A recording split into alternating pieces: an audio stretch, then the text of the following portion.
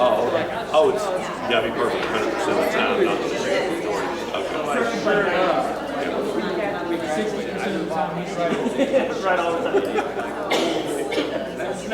Okay. All right, good morning, guys. We are in Habakkuk, Hubba Bubba, whatever you want to call them. You may call them that. All right. This is good morning. How is everyone? We well? Doing good? Yeah. Busy right now, aren't we? College is back. You should, I'm going to get out. We're going to let you out a little early today, but you got to stay in here, okay? Because there's a lot of new people are coming in. A lot of college kids are here. A lot of new college families, parents are going to be coming, and so I want to be there to greet people who are coming in. So we'll end just a little early if we can. I don't know if we actually can or not, but we'll try our best. What's going on? Tell me the good. I got rid of that whole back row. Bringing it back. You gotta bring it back hard. Well, if you would quit spitting with when you talk, people would sit up there closer. I haven't been spitting as much as I used to. You got a Baptist or two in your family, you gotta be a far back row. Yeah, I just noticed that cabin's almost close enough you can drink your coffee. Yeah, you want some? Hazelnut cream. So no, seriously, tell me the good. What's going on in your life? Tell me good things. I know about the news. Cattle prices are up. Yeah, and brisket prices are up too. I'm not happy about it anymore. Caleb, are you happy about it? Yeah.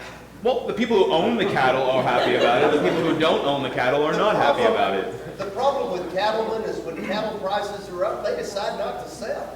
And they hold them until cattle prices are down, and then they complain. It's like, why didn't you sell when they were $2,000 for a wore-out old cattle? Look, we're going to move on. We're not going to have fist fighting in my class. So. Anything else good? You have a puppy. Stevie is so... I can remember your dog's name, but I can't remember half of your name. But that puppy she is beautiful. Absolutely beautiful. All right, guys, are you guys there? Are you at Habakkuk? You there? How many of you read it? A little more. A little. The young are beating y'all now. All right, and I love it. I love it. Who's with you? Where are we from? Carlsbad, New Mexico. Are the caverns cool? They're 57 degrees here. Road trip. Let's go. We got vans. All right, 57. Okay. Can I come see him? Will you take us? I'll give you a ride out there. Okay. Take what you can get. Take what you can get. Did you notice he didn't say he would give you a ride Back, yeah. Depending how the day goes right now, how the class goes. Okay. So those of you who read Habakkuk, tell me there's something very different about the book. What is the difference between this book and most of all the minor prophets that we have read up to this point? What's the big difference? You guys know?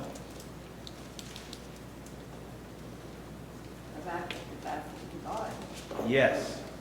So instead of God telling the prophet what to say to the people, Habakkuk is showing up and he's asking God some really tough questions, right? There's going to be two, in mine it says, Habakkuk's complaint, but he's going to be asking God some major questions of, I don't understand what's going on and you need to fill me in. And it's one of those things that I think as we go through the book, we're going to realize that it's not a bad thing to doubt and to ask questions. A lot of times we think we shouldn't do that, especially to God. Is there anyone else who asks questions to God? Job asked some really big questions, right? We don't have enough time to go through the book of Job and everything there, but he asked questions. What's the passage? Is it, let me find it because I don't like to misquote. I think it's like Psalm 34. Let me look in just a second. But there is these passages you're like, hey, I don't understand. Is there anyone in the New Testament that doubts? Okay, Thomas is one of them, and I'm going to show you something today that I really like. No, that's not it. Oh, I hate it when okay. Thomas is one of those people who kind of doubts because he doesn't see the resurrected Christ for when the other apostles do. He goes, I'm not going to believe until I can do what?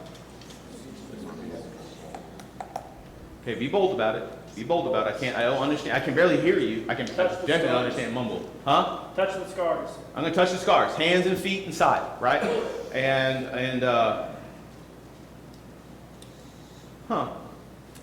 it's not the passage, but I didn't realize I was there. And so you have a person there. Somebody said Peter. Why Peter? Who said Peter? Well, when he walked on the waves and then he started doubting, he slipped when Christ would tell them about his plans. I'm going to die. No, you're not. Okay. Yeah, those are great points there, right? So you have those moments he's out on the water. I usually don't quote King James, but the boisterous sea. I love that. He sees the waves, he understands the sea, and he loses his faith. And of course, Jesus is there immediately to pick him up. And you're right. So hey, I'm going to pass away. I'm going to die. And it's going to be Peter who's going to rebuke him and say, no, you're not. And it really helps us understand that God's ideas and God's paths and God's ways are definitely not our ways, right? So Habakkuk is a really cool guy because where he lives in history. Do you remember Josiah? Josiah is the last really good king of the southern kingdom. The northern kingdom is gone at this point. Assyria has destroyed them. They've been taken away in captivity. They'll never really come back, ever. Their dispersion in the Assyrian captivity never comes back. So you look at the Babylonian captivity, the southern kingdom, they will come back, through Nehemiah and several others are going to come back, rebuild the walls, rebuild the temple, and reinstitute everything again. But the Assyrians, after that, it's just dispersed. So he's coming off Josiah, okay? And we saw a lot of reform. Josiah brings the people back. He tears down the high places and brings everything back. And he saw that, but now Josiah is gone. And what did the people do after Josiah is gone, that king? Turn right back to the idolatry. We're going right back to idolatry. We're rebuilding the high places. So Habakkuk is seeing an incredible transformation, right? From evil to coming back to God, and now he's seeing evil again. That would be hard to watch, right? Would that be hard on you? It would be hard on me. Really hard on me. And so he sees this. Now he also sees something else. Nineveh, okay, Assyria, Nineveh is the capital. Later on it's going to be, we know that as Babylon, the Chaldeans and everything. But that he's seeing also the major decline of Assyria. He's seeing he's on that door and he's looking out and he goes, okay, I can see that this is not going to work out for them. And he's going to be asking some really tough questions. So there's this prophet. He's living in this time of, he's seeing all these things around him. And he's going to be asking questions. He goes, I don't get it. I need some answers. All right, so what's his first complaint? Somebody read verses 1 through 4. 1 through 4. The burden which Habakkuk prophet did see. O Lord, how long shall I cry, and thou wilt not hear? Even cry out unto thee of violence, and thou wilt not save. Why didst thou show me iniquity, and cause me to behold grievance? For spoiling and violence are before me, and there are that rise up strife and contention. Therefore the law is slacked, and the judgment doth never go forth. For the wicked doth compass about the righteous, therefore wrong judgment proceedeth. Woo, wow, right? He's a lot like Job in a way. I said, I want to know your heart. I want to know what's going on here. So put this in your own words. 2 through 4, put it in your own words. What's going on? Why are you letting all this evil happen? Okay, so how long am I going to cry for help? All right, because here's Habakkuk. Or Habakkuk, however you want to pronounce it. Either way is fine. He's seeing everything, and he's trying to make some change. He wants to hold to this relationship with God, and he's looking around. And he goes, "How long? How long are you going to allow this to happen? How long are you going to allow this to go on? Destruction and violence are before me. Strife and contention arise." I love verse 4. Look at verse 4. What do you think he's talking about there? So the law is paralyzed. What does he mean by the law is paralyzed? The justice never goes forth. The law is useless. It's not being enforced. There's no consequences. Yeah. So we have the law. We know the law, right? We have Torah. We have prophets. You know, one of them right here. He goes, we have it, but it's paralyzed. Mine says ignored. Ignored is good. I like that. For paralyzed, ignored, good. So we have it, but it's not doing anything. It's being ignored, okay? I cheated and looked at my notes, and it says. Is it in the bottom of your Bible? The Go for it. wealthy landowners are controlling. Yeah. That's what it says. So that's what always happens, right? The people who have power are going to take over power. And they're not going to take care. I mean, if you look at all of the other prophets that we looked at, what are they doing? What are the rich doing to the poor? You're using them and abusing them. They're just used to make you money. And God constantly says that's not how you're supposed to treat your fellow man. So yeah, all of that is going on at this point. All right. So do you have the same question with God? You ever had the same question with God? Okay. What's the question? Why is there so much evil? Okay. Huh? You know, it doesn't say it directly, but in verse 3, why do you make me look at injustice? Why do you tolerate the wrong? There's almost a little bit of like, I'm trying to be a good person here. Why are you allowing this to be beside me? To be in my life? It's like, why do you allow evil things to happen? I'm trying to be holy. He's trying to, and he's also questioning someone else's holiness. Who else is he questioning? God's. Why are you allowed? If you okay, all right. If you're a holy God, and we're supposed to be your people, we're not being your people, and you're allowing this to happen, because that's how we do good parenting, right? Like when you have kids, you just let them like, hey man, whatever you want to do, that's cool. You want to run amok, get after it. That's cool. You want to make bad choices in your life? Man, live with those. Is that how you parent? Yes or no? No, You don't? Why? Why don't you parent that way? because it's our job to guide them, Okay, it's our job to guide them. raise them, because they don't know better yet. So we're training them Okay, to be good humans. really good. Anybody else on this side? I thought I had somebody. We want good things for them, and we know that if we let them live in evil, they're not gonna have good things. Yeah, so if you allow, so you want good things, you want to train them, they don't know any better, they need to learn. So we're that guidance for them, really good stuff. Anybody else? And hands off. I mean, if you don't guide them to the truth and what they need to know, your human tendency is going to go towards evil and not good things, because we're told the heart is deceiving, and we're going to go towards those things. If we don't guide them and lead them towards the truth, they're going to go the opposite direction. Yeah. You know, but there does come a point after you guided them and trained them. Sometimes they do need to make those bad decisions, and you need to let them suffer consequences so they will come back. Absolutely. So that's what kind of God has done too, right? I've done everything. I've sent you prophets. You know Moses. You have the law. I can't write it out any better for you. And we can still make our decisions. And if we make those decisions, we can go back to the prodigal son, understanding that he allows us to go. He is a holy God. And so, okay, so what's the answer? Let's keep going, because I'm going to talk about some other stuff here. The answer to God's this complaint. Somebody read all what is that, like 5 through 11? I know it's lengthy, but you can handle it. Who can got it? Look among the nations, observe, be astonished, wonder, because I am doing something in your days. You would not believe it if you were told. For behold, I am raising up the Chaldeans, that fierce and impetuous people who march through the earth, to seize dwelling places which are not theirs. They are dreaded and feared.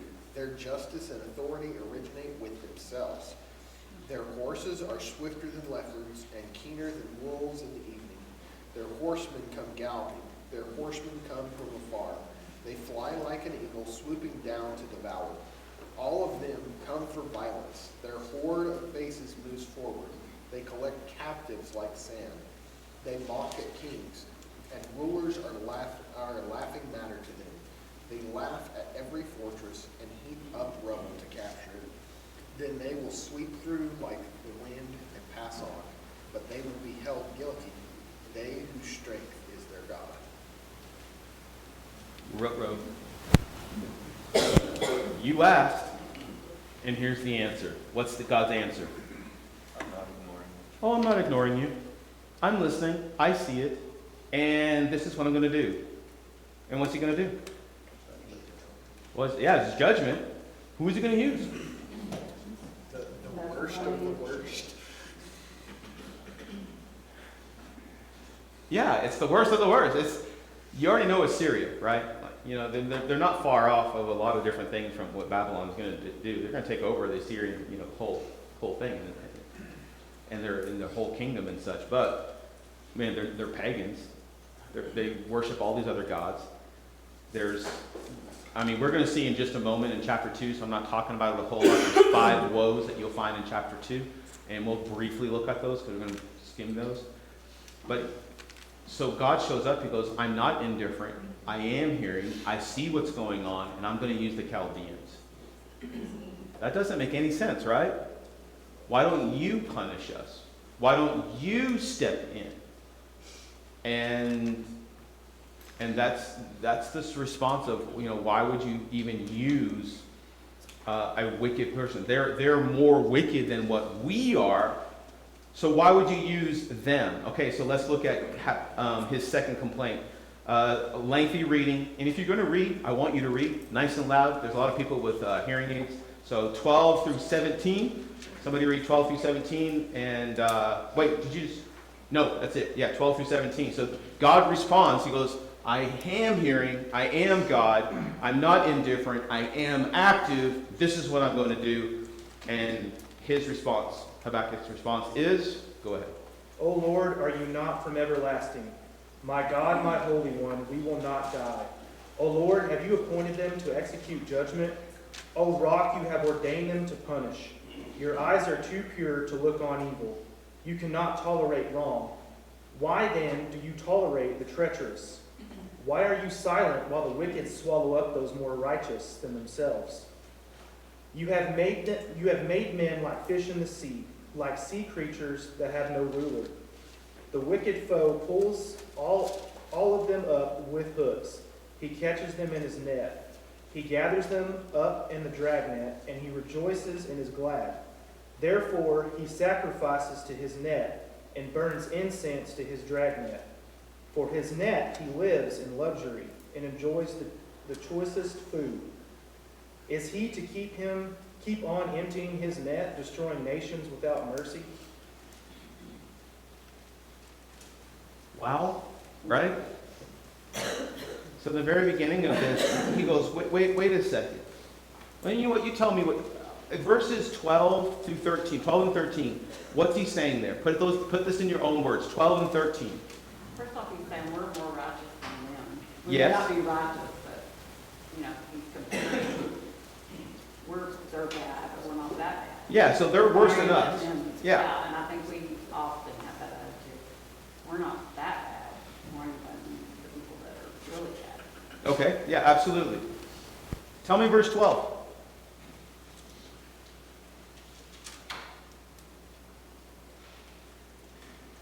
He doesn't see the Babylonians coming in as God's punishment. Okay, interesting, yeah.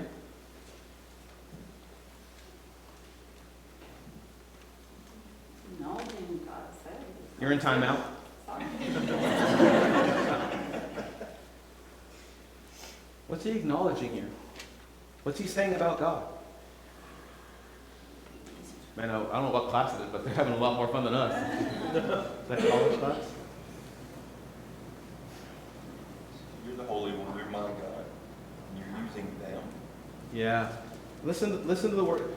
Are you not from everlasting? O Lord my God, my Holy One, we shall not die. O Lord, you have ordained them as a judgment, and you, O Rock, have established them for reproof. You hear what he's saying? Who are you, God? How is he talking about God? What words are you seeing there? Who is God? Everlasting and holy. Everlasting, holy. O Lord, Yahweh, my God, sovereign God, King, uses both terms, puts them together. Rock. And he's like, hold on for a second. I know who you are. I know who we're supposed to be. And you're using them. Okay? Then you go on here, verse 14. And then he says, you know, you are mankind like the fishes, you crawling things, you have no ruler. He brings all of them up with a hook. He drags them out with his net. He gathers them in his dragnet, and he rejoices and he's glad. Therefore, he sacrifices to his net and makes them offering to his dragnet. For by then he lives in luxury. His food is rich. And then is he then to keep on emptying his net, O merciless, killing nations forever? So he's just asking God, I understand who you are. I don't understand what's going on. But he does something here. I gotta move a little quicker here. He does something in chapter 2 and verse 1. What does Habakkuk going to do there? I like this. I really like this verse. Chapter 2, verse 1. He's standing and waiting and watching. Okay? I think he thinks he's justified in his challenging of God. It's like he's saying, God, what do you think? You are this all-powerful, you can do anything, and you're using them. Yeah. And he's kind of indignant, like, okay, I'm going to sit here and see what he has to say to my question, but I think maybe I got him on this one. Yeah. I heard a voice. Okay, I didn't. Okay. Well, and it seems in like verse 14 through 17 that one of his concerns is the Chaldeans are going to sweep up the good with the bad. Yeah, everyone is going to be punished. The good and the bad are going to be punished. And what's going to happen?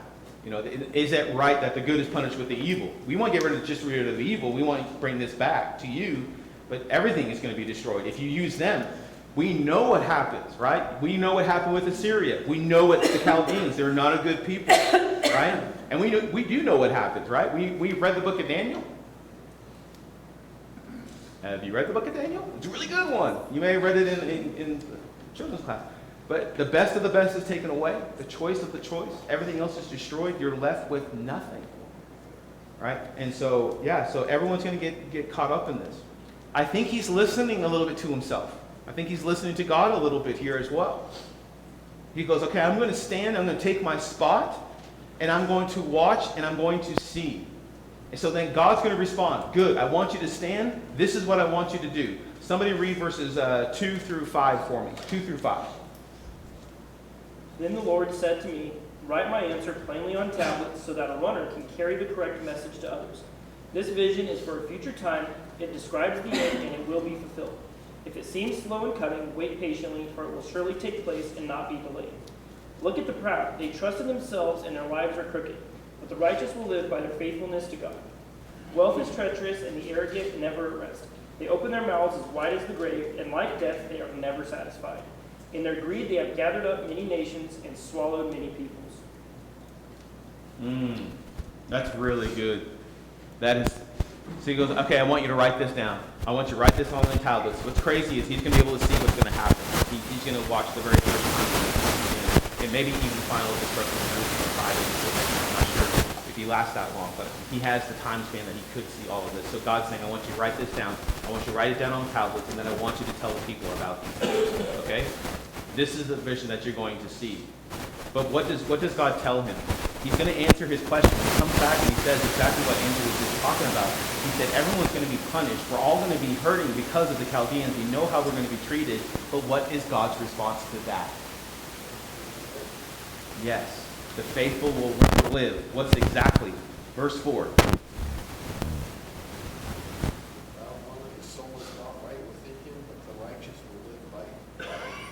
But the righteous shall live by faith. Where is that found? Other places. Huh? In the New Testament. It is in the New Testament. Where is it in the New Testament?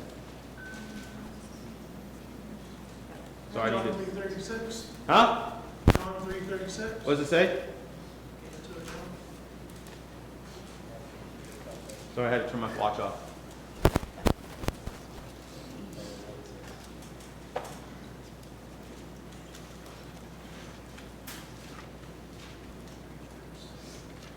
He that believeth on the Son hath everlasting life. He that believeth not on the Son shall not see life. Okay, yeah, so, the wrath is going to come upon those who are not going to obey. I'm thinking Pauline. It's also in Romans Romans. where? 1:17. Can you read it for me? 1:17, I think you got it. Granted, the righteousness of God is revealed from faith for faith, as it is written, the righteous shall live by faith. As it is written, the righteous shall live by faith. Okay, so to understand Romans and what Paul is talking about, you're just pulling from this passage. So understand this passage, and you can really grab some really great depth in Romans, right? So what is Paul, sorry, this is not Paul. What is God telling us in this passage?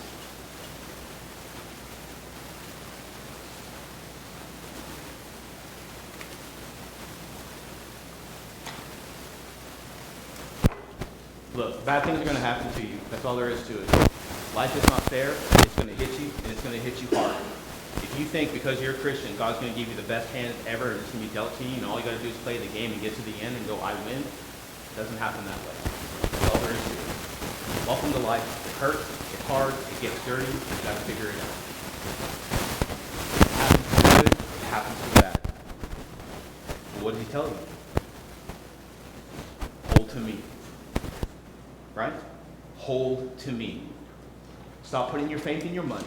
Stop putting your faith in your relationships. Stop putting your faith in your jobs. Stop putting your faith in what you think you're going to do next and tomorrow. And put your faith in me today. And focus on your relationship with me today. He goes, listen, that's your right. The Chaldeans are coming. You are going to suffer. But if you hold to me, that's what you have to do. Anybody else talk about that? Maybe a little Jesus moment? What does Jesus say about it? Jesus is the Messiah. I don't know if you knew him or not. He came into this earth and died for us. He says, come to me, all you are weary and heavy laden, and I will give you rest. Yeah, take my yoke upon me. Learn from me. Yeah, Matthew 11. I'll help her because she's my wife. I don't help anyone else in here, okay? I'm the way, the truth, and the life. No one comes to the Father except through me. Okay, so that's how we get to the truth. What does Jesus say anything about when you're in the thick of it, just hold on? That's also not, or it doesn't seem like it's such about the individual things happening specifically, because Habakkuk is still looking at what's around him. And so it doesn't matter if everybody else is going and doing evil, you still hold fast to the truth. Absolutely. Doesn't matter what's going on around us. Doesn't matter about our culture. Doesn't matter. Hold to me. The righteous will live by faith. John, I think that's a challenge to us because, in my mind, we don't play the long game. No, we don't. Go ahead. I stopped you. I'm sorry. We live for the day. We're taught about the troubles of the day, which are many and varied amongst all of us. But we don't. I think we view life as I'm going to live a good life and I'm going to die. That's the end of it. You don't view eternity as the long game. And I think if we did that better, then we would be more faithful. And these things that are troublesome to us wouldn't be quite as troublesome. I agree. I agree. That's easy. Yeah, yeah. I don't always play the long. I play short games a lot. What's the next thing I got to get done? I'm not even thinking long term. I'm not even thinking like 50 years from now. Well, to add to that, it's what is, and he's probably saying that it's what's happening to me. Yes, I don't have a picture of the way it all fits together. that's good too. Yeah, because God says, I'm using the Chaldeans right now, but we're going to get to it now in chapter 2. He goes, but I'll take care of the Chaldeans. And he's going to go through the 5 woes of the Chaldeans. We'll look at them very briefly, and we've got to move on. He goes, I'll take care of the Chaldeans, and I'll destroy them later, but right now I'm using them. So we don't always see the big game and how everything fits together. Really good. Really good. Okay, I need to move on. 5 woes of them. I'm going to tell you what they are really quick. Chapter 2, verses 6 through 8. We're not going to read it. We're going to chapter 3. The first one is woe upon them because of the conquest and plunder. Okay, the way that they were and how they conquested other places, they destroyed them, plundered them, and you're not supposed to do that. Okay, the second woe, verses like 9 through 11, he talks about building their empire, their cruelty, and their godless gain. Okay, You're supposed to treat people a certain way, right? We know that. What's the first greatest commandment? Love God, heart, soul, mind. And what's the second greatest commandment? You love others, right? It's actually written in us, love God, love others. And he says the way that you're treating people, it's not the way you're supposed to treat them, okay? So you come to the third one, 12 through 14 now. They built their city on blood. That means they built it on the backs of other people, and you're not supposed to do that. The fourth one is drunken violence.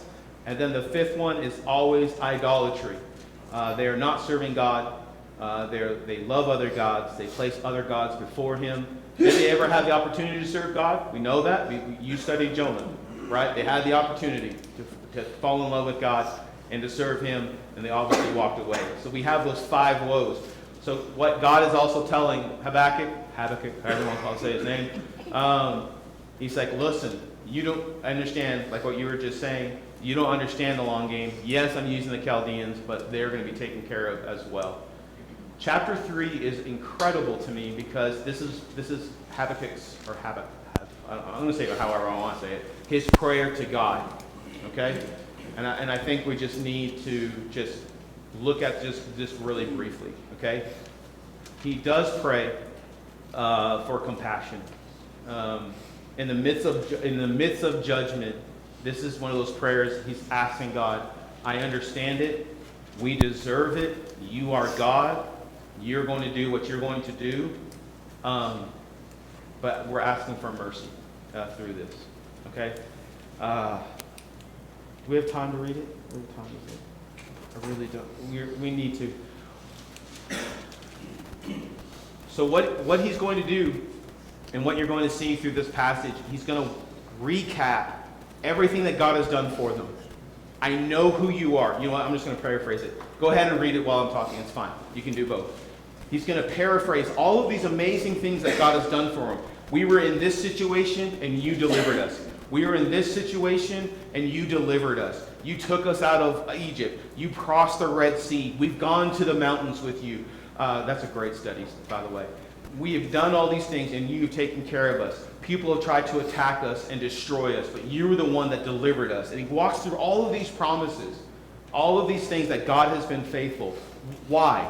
Why is he doing this? This is really important for us.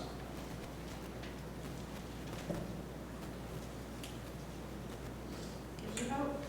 What? Gives you hope. Gives you hope? Why? That's good. I like it. Because if you know that God has a purpose for it, all the suffering, that's what you should do. Okay, like if you don't understand why you're suffering or suffering in general, this gives you the hope that God is in control. Is that what you're saying? Yes, that in the past, I mean, he always has a purpose for his actions or Absolutely. discipline. Good. Anybody else? You started the lesson saying that it's not always a bad thing to question, Yeah. but you have to be ready for the response too. Very Habakkuk good. questions the Lord and then says, all right, now I'm listening. What are you going to say? You can't just question and then move on. You've got to be ready to open your heart to the Lord's answer. And then once Habakkuk has the answer, it's like, all right, I don't like it, but It's the answer. it's the answer.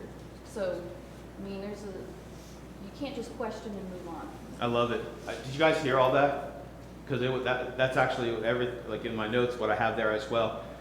You can questioning God, having some doubt. It's not wrong. Jesus did not show up at Thomas and say, "You're a sinner. You should never have doubted me. You've seen me. You should have done it." What does Jesus do? Shows him. Give me your hand. Actually takes his hand and goes, "Give me your hand." That's what it says in the scripture. And he sticks it in his side. See it? See it?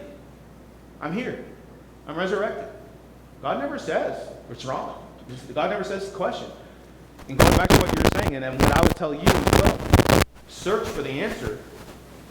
Not on Google, not on ChatGPT, not to your best buddy that you've had for 30,000 years. Just to let you know, they don't always have the right answer. Do you know that? Because they're human too. So I'm going to go and find the answer. When you find the answer, accept it. A lot of times people don't like the answer. Just like this author. I'm saying this to you. You also have to, when we go through the story of Job, we're never told that Job doesn't understand why he went through everything, that he still praised God. And we may never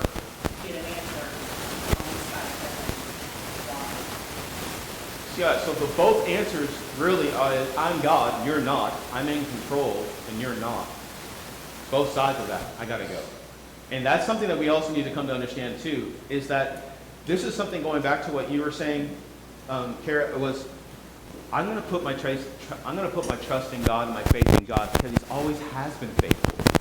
Every promise that He's made, He has come through. I can tell you that because I read Scripture. I spend time in Scripture and I can see this God that I have. And He's always fulfilled. Every fulfillment of prophecy for Jesus Christ, was it fulfilled or not fulfilled?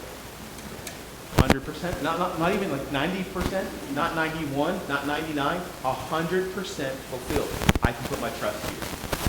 Because my God knows me and understands me and He loves me. He's going to take care of me. There's one verse I want you to look at, and I did not tell you, and I think it kind of puts all this into this context. Chapter 2 and verse 20. Chapter 2 and verse 20 says this, "For the Lord is in His holy temple, and all the earth is covered before Him." You know the song, right? You know what I'm talking about? We all get real spiritual at that moment. Now, when you sing that song normally in worship, what's your mind thinking?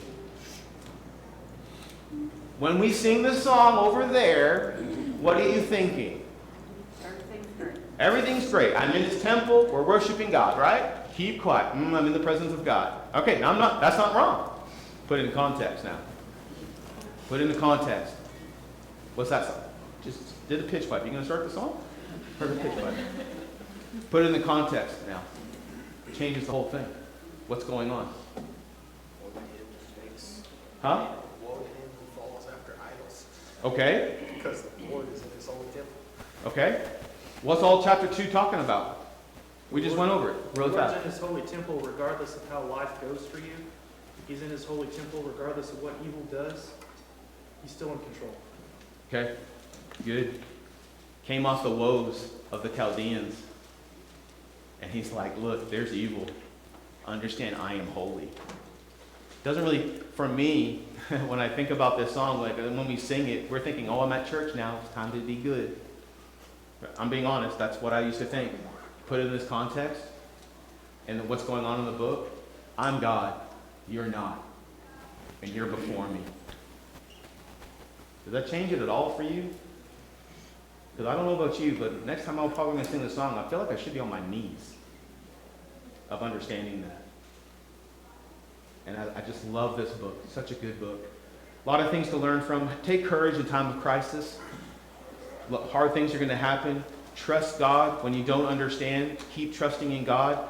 The hardest thing that you have to do is wait for answers. This is not a quick answer. This is something that's going to play out for the rest of his life that he's going to see. Going back to chapter 2, remember, stand and watch, write these things down. He's saying you're going to see this for the rest of your life. That's a lot of waiting, isn't it? We talked about that. I think you were talking about that before. You're going to see this played out. The question is how is your faith going to be played out now? You holding to me or you're not holding to me, even when it plays out in front of you? And evil is self-destructive. We can hide it, we can do whatever you want with it, but I guarantee you, evil is self-destructive. Every evil person that you can think of in history, how do they die? Peacefully? Huh? Peacefully or not peacefully? Simple. Very unpeaceful. Every major evil person who wanted their own power and do it themselves never ended well. He says, die in peace. Hold to me. No matter what happens, I'm here and I'm your God. It's a beautiful book. Thank you again for whoever suggested Minor Prophets. This has been a great study. And I've really enjoyed it. I hope you got something from it. Hey, I'm going to take off, but we're going to end in prayer, okay? Lord, God, I want to thank you for the great day and the great morning that you have blessed us with. I thank you for the time that we have as a class that we can come here and just open up your word and we can learn from it. Some of these things have just kind of really spoke to us today, and I hope it has touched our hearts. Allow it to continue to change us from the inside out, become better men and women of God so we can serve you to the best of our ability. You're a great God. You take care of us. Allow us to put our trust and faith in you. Lord, ask you to be with the college students. We have a big group, and everyone's gone back to school, and there's a lot of new, and we just ask you to be with all of our students as they begin a new semester. If we have teachers in our congregation, the teachers that we know in our community, administration, all of them, please bless them as they continue to guide our kids. Thank you for being our God and walking through this life with us. And in Jesus' name, amen. Love you guys. Really good class. Good stuff.